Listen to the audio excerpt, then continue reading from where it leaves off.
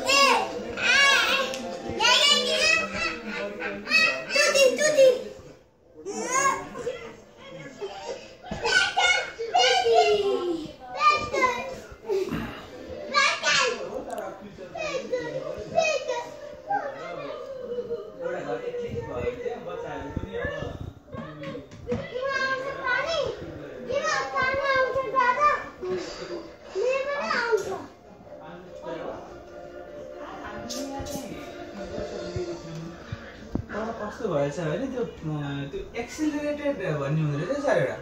के रे मैले लिँदा एक्सिलरेटेड भन्ने लिनु कि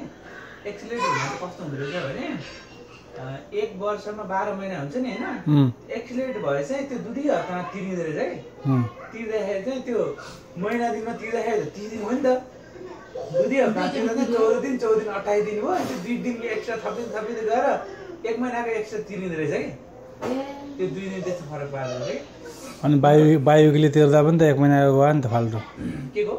बायोविकले तिर्दा पनि त 1 महिनाको त फाल्टै गयो नि त 13 महिनाको तिरियो नि त हो त्यही त एक्सिलरेटेड बायोविकली भन्छ त्यसलाई त्यो गर्दाखेरि चाहिँ तपाईको 30 वर्ष मोरेर ल्याछ हैन जस्तो मैले लिन 30 वर्षको लिएको थिएँ 5 वर्ष तिरे 25 वर्ष हुनुपर्ने नि अस्ति हेरेको 22 वर्ष माग्थे रे त्यति फरक पर्छ भनेको 3 वर्ष घट्यो 3 वर्ष घट्यो ए त्यस्तो त नहुनु पर्ने जान त्यही भन्दै त्यो त 22 वर्ष मात्रै बाँकी रहेछ त भन्नु 5 वर्षमा वर्षको 1 महिना बढी वर्षको 1 महिना बढी गर्दा 5 महिना बढी हुनुपर्ने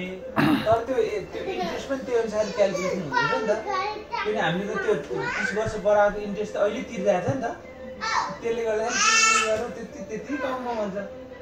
किनभने खतम लाग्यो 22 वर्षमा